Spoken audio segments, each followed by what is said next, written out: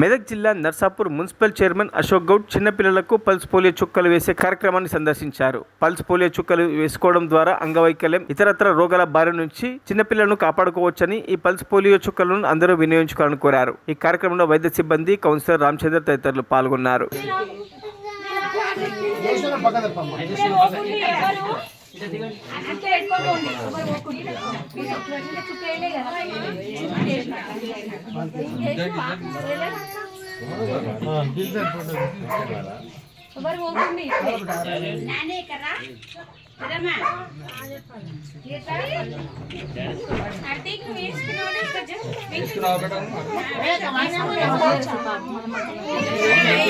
మరిన్ని అప్డేట్స్ కోసం మా ఛానల్ని సబ్స్క్రైబ్ చేయండి.